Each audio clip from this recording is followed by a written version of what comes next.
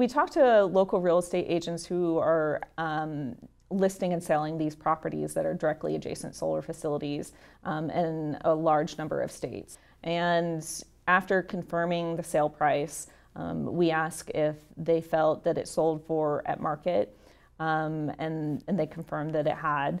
And then we also asked if, by being next to a solar facility, if they felt that that decreased the interest, or if they received any fewer offers, or if there were any challenges to selling a property next to a solar facility. And again, we haven't found that real estate agents have indicated that the nature of being next to a solar farm harmed the marketability or decreased the potential or the eventual sale price of the property.